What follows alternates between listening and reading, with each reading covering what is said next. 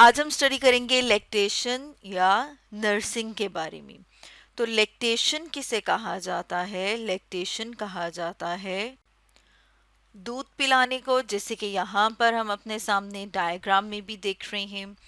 तो हम देखते हैं कि जो सिक्रीशन और प्रोडक्शन होती है मिल्क की, वो आफ्टर बर्थ होती है। यानी कि जब एक बेबी की बर्थ होती है उसके साथ साथ हम देखते हैं कि उसमें और क्या होता है कि मदर की जो बॉडी में चेंजेस आते हैं। उनमें से एक चेंज ये है कि मदर की बॉडी के पास जो ब्रेस्ट एरिया है, यहाँ पर ख़ास किस्म के ग्लैंड्स मौजूद होते हैं और इन ग्लैंड्स को कहा जाता है मेमरी ग्लैंड्स। और ये जो मेमरी ग्लैंड्स हैं ये क्या करते हैं? मिल्क प्रोड्यूस कर रहे होते हैं।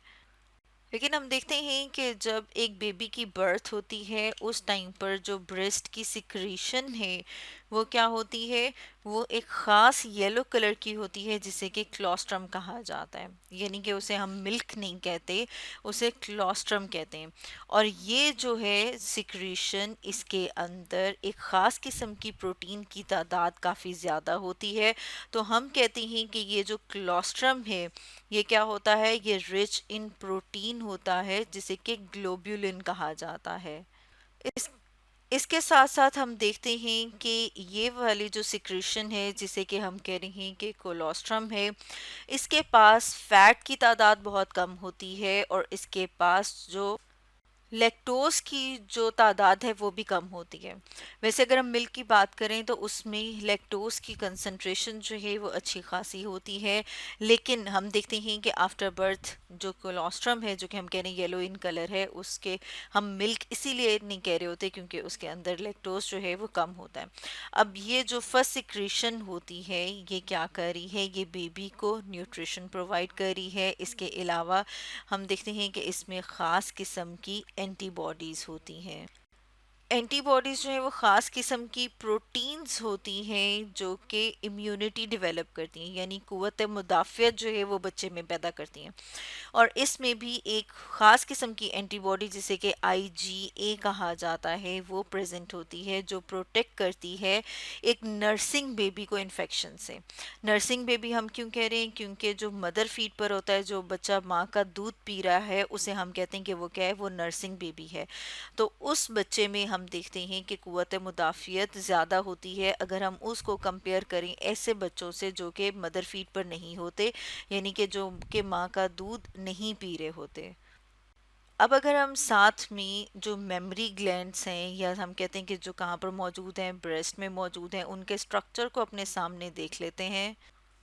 तो यहाँ पर हम देख रहे हैं ह्यूमन फीमेल ब्रेस्ट, और इसके अंदर अगर हम गौर से देखें तो हमें ये स्ट्रक्चर्स नज़र आ रहे हैं जो कि तकरीबन 15 टू 20 लोब्यूल्स होते हैं। और ये क्या है? ये ग्लैंडुलर स्ट्रक्चर हैं। जैसे कि यहाँ पर हम अपने सामने देख रहे हैं, और इसको अगर हम डार्क कलर से करें तो ये वाले जो स्ट्रक्चर हैं इन्हें कहा जाता है लोब्यूल। अब अगर हम इन लोब्यूल्स को गौर से देखें तो हम देख रहे हैं कि इनके पास जो ग्लैंड सेल्स मौजूद हैं वो ग्रेप लाइक स्ट्रक्चर सा बना रहे हैं। ऐसे लगता है जैसे कि अंगूरों का गुच्छा मौजूद हो।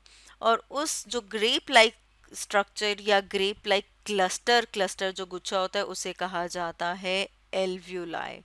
और हम देखते हैं कि जो डक्ट है हर क्लस्टर से निकलकर वो ज्वाइन करी है, और फिर एंड में जाकर क्या होता है? एक सिंगल डक्ट हमें नज़र आ रही है। जैसे यहाँ पर हम देख रहे हैं कि इनमें से जो है वो निकल के और आगे जो है वो एक डक्ट बना रही होती हैं, और ये एक डक्ट जो है जब यहाँ पर जाती है तो ये इस एरिया पर जाके क्या करती है? एक छोटी सी ओपनिंग बनाती है। यानी कि हम ये कह सकते हैं कि इसका मतलब है कि 15 टू 20 जो है वो छोटी छोटी सी ओपनिंग्स, छोटे छोटे से सुराख जो हैं वो मौजूद होते हैं निपल के ऊपर, क्योंकि हमने कहा था कि 15 टू 20 लोब्यूल्स होते हैं।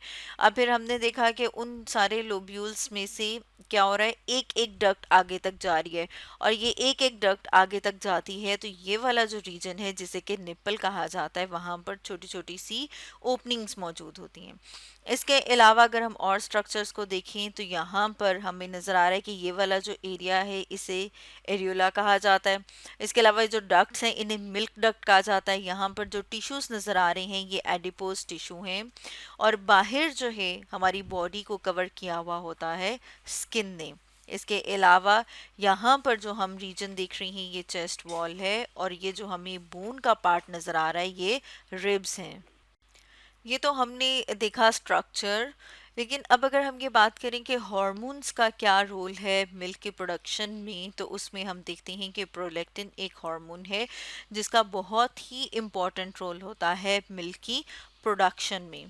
तो जैसे कि हमने बात की कि मिल्क की प्रोडक्शन कब होती है, जब एक बेबी की बर्थ होती है। तो जब एक बेबी ग्रो कर रहा होता है मदर के अंदर, तो उसे उस टाइम पीरियड को हम कहते हैं प्रेगनेंसी।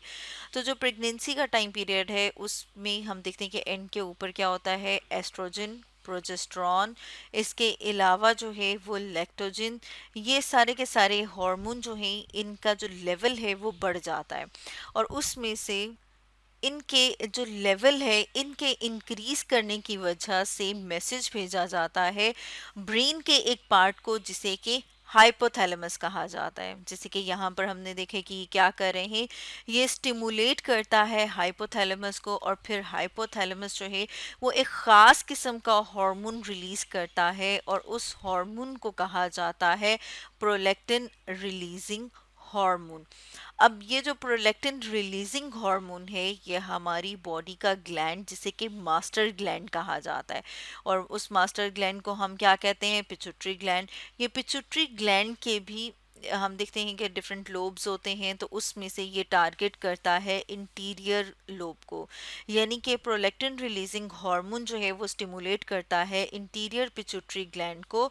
और फिर हम देखते हैं कि जो इंटीरियर पिट्यूटरी ग्लैंड है वो सिक्रीट करता है प्रोलैक्टिन, जैसे कि अभी हमने यहाँ पर लिखा। यानी कि जो प्रोलैक्टिन के रिलीज होने तक, सिक्रीट होने तक, ये पूरा का पूरा पाथ हम देख रहे हैं कि किस तरह से जो है वो ये रिलीज होता है। और प्रोलैक्टिन जो है जब वो रिलीज होता है तो वो प्रिपेयर करता है मेमोरी ग्लैंड्स को, जैसे कि अभी हमने देखा था कि मेमोरी ग्लैंड्स क्या होते हैं। मेमोरी ग्लैंड्स जो हैं वो ब्रेस्ट में मौजूद खास किस्म के ग्लैंड्स हैं। प्रोलैक्टिन जो है वो उनको प्रिपेयर करता है मिल्क की प्रोडक्शन के लिए। ये तो प्रोलैक्टिन को हमने देखा। इसके साथ साथ हम देखते हैं कि एक और हार्मोन होता है जिसे ऑक्सीटोसिन कहा जाता है, जो मिल्क की इजेक्शन कराता है, उसे भी हम स्टडी करेंगे। लेकिन यहाँ तक हमने देखा है कि जो प्रोलैक्टिन है, यहाँ पर इसके स्पेलिंग गलत हैं, इसे हम करेक्ट कर लेते हैं। ये हमने स्पेलिंग इसके ठीक कर लिए। तो जो प्रोलैक्टिन है वो क्या कर रहा है, वो प्रिपेयर कर रहा है मेमोरी ग्लैंड को मिल्क की प्रोडक्शन के लिए। लेकिन अभी हमने ऊपर बात की थी कि जो मिल्क की प्रोडक्शन है वो बर्थ के 2 to 3 डेज के बाद स्टार्ट होती है। आफ्टर बर्थ, जैसे ही बेबी बॉर्न होता है उसके बाद जो सिक्रीशन होती है उसे कोलोस्ट्रम कहा जाता है। ठीक है, ये हमने बात की थी।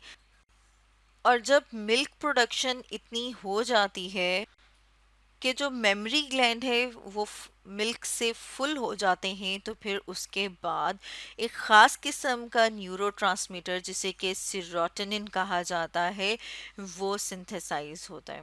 और वो कहाँ से सिंथेसाइज हो रहा है, वो सिंथेसाइज होता है मेमोरी ग्लैंड से। और ये क्या करता है, ये जो है वो एक फीडबैक भेजता है, यानी कि अब ये हाइपोथैलेमस को एक मैसेज भेजा जाएगा, एक फीडबैक भेजा जाएगा, एक सिग्नल भेजा जाएगा कि अब मिल्क की प्रोडक्शन जो है वो काफ़ी हो चुकी हुई है, और अब इसकी प्रोडक्शन को स्लो डाउन किया जाए। तो जो हाइपोथैलेमस है वो क्या करेगा, वो स्लो डाउन कर देगा प्रोलैक्टिन रिलीजिंग हार्मोन को, और उसकी वजह से क्या होगा कि प्रोलैक्टिन जो है वो कम रिलीज होगा। जैसे कि यहाँ पर हमने बात की थी कि जो प्रोलैक्टिन रिलीजिंग हार्मोन है वो ट्रिगर करता है, वो स्टिमुलेट करता है इंटीरियर पिट्यूटरी ग्लैंड को ताकि वो प्रोलैक्टिन को रिलीज करे। तो यहाँ पर हम देखते हैं कि हाइपोथैलेमस जो है वो फिर कंट्रोल करेगा, स्लो डाउन करेगा प्रोलैक्टिन की प्रोडक्शन को, रिलीज को। लेकिन हमने एक चीज़ जो है वो नोटिस की है कि आपने देखा होगा कि जब तक एक बच्चा जो है वो एक ख़ास एज तक पहुंचता है तब तक जो है वो लैक्टेशन होती रहती है, यानी कि मिल्क प्रोडक्शन होती रहती है। अब ये जो कॉन्टिन्यूसली मिल्क की प्रोडक्शन हो रही है वो किसके ऊपर डिपेंड करता है? वो डिपेंड कर रहा होता है मैकेनिकल स्टिमुलेशन ऑफ निपल्स को। अब अगर हम इसकी बात करें कि ये क्या होता है, तो जो निपल्स मौजूद होते हैं, जैसे कि ऊपर हमने जब स्ट्रक्चर देखा था तो उसमें हमने देखा था कि ब्रेस्ट में जो है वो ख़ास किस्म का स्ट्रक्चर मौजूद होता है जिसे कि निपल्स कहा जाता है। तो यहाँ पर हम देख रहे हैं कि जो निपल है उसके पास ख़ास किस्म के रिसेप्टर्स मौजूद होते हैं जिन्हें कि मैकेनो रिसेप्टर्स कहा जाता है। अब जब एक बच्चा जो है वो सक करता है तो उसकी वजह से जो मैकेनो रिसेप्टर्स होते हैं वो एक्टिवेट हो जाते हैं, और जब ये मैकेनो रिसेप्टर्स जो हैं वो एक्टिवेट हो जाते हैं तो ये मैसेज भेजते हैं हाइपोथैलेमस को। तो यहाँ पर हम लिख लेते हैं कि ये क्या करेंगे, ये मैसेज सेंड करेंगे हाइपोथैलेमस को, और फिर हाइपोथैलेमस जो है वो क्या करेगा, हाइपोथैलेमस जो है वो सिक्रीट करेगा प्रोलैक्टिन रिलीजिंग हार्मोन। और जो प्रोलैक्टिन रिलीजिंग हार्मोन है जब ये रिलीज होगा तो ये ट्रिगर करेगा इंटीरियर पिट्यूटरी ग्लैंड को, और वहाँ पर एकदम से इतना सारा प्रोलैक्टिन रिलीज होगा कि हमें ऐसे लगेगा कि जैसे कि एकदम जो है वो बर्स्ट हुआ है, यानी कि बहुत ज़्यादा तादाद में नंबर में प्रोलैक्टिन जो है वो रिलीज होगा। अब और जो प्रोलैक्टिन है वो क्या कर देगा, वो स्टिमुलेट कर देगा मिल्क की प्रोडक्शन को, ताकि नेक्स्ट टाइम अगर बेबी ने फीड करना हो तो उस टाइम पर मिल्क मेमरी ग्लैंड्स में बन जाए। यहाँ तक तो हमने बात की है मिल्क प्रोडक्शन की। अब अगर हम मिल्क इजेक्शन की बात करें कि मेमरी ग्लैंड्स जो हैं वहाँ पर मिल्क प्रोड्यूस होने के बाद अब वहाँ से बाहर उसने इजेक्ट भी होना है, सिक्रीशन होनी है मिल्क की, तो उसमें भी एक बहुत इम्पॉर्टेंट रोल है हार्मोन का जिसे कि ऑक्सीटोसिन कहा जाता है। तो यहाँ पर हम देख रहे हैं role of oxytocin in secretion of milk. Prolactin जो है वो मिल्क की प्रोडक्शन कराता है और ऑक्सीटोसिन जो है वो मिल्क की इजेक्शन या सिक्रीशन करा रहा होता है। जैसे कि हमने बात की थी कि बेबी जब सक करता है तो मैकेनो रिसेप्टर्स जो कि निपल में मौजूद होते हैं वो ब्रेन को मैसेज भेजते हैं, और ब्रेन में किसको मैसेज आता है, हाइपोथैलेमस को। हाइपोथैलेमस जो है वो प्रोड्यूस करता है ऑक्सीटोसिन। ऑक्सीटोसिन जो है वो स्टोर होता है पोस्टीरियर पिट्यूटरी ग्लैंड में।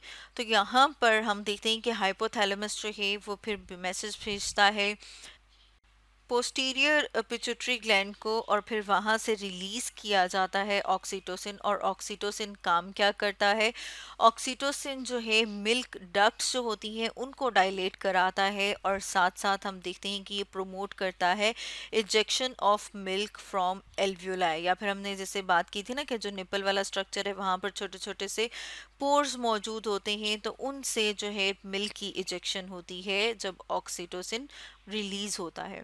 इसके अलावा ऑक्सीटोसिन जो है वो एक और काम करता है, और वो काम ये है कि ये यूट्रस वॉल की कॉन्ट्रैक्शन कराता है, ताकि जो यूट्रस जो है वो वापस अपनी जगह पर आ जाए, जिस तरह से वो प्रेगनेंसी के टाइम से पहले थी वो वापस वैसी ही उस तरह से हो जाए।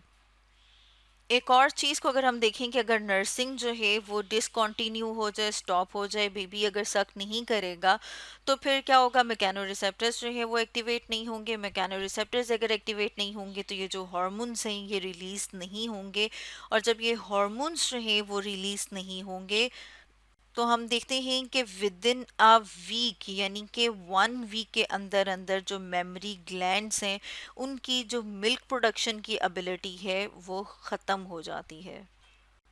तो स्टूडेंट्स, आज हमने डिस्कस किया लैक्टेशन और नर्सिंग के बारे में।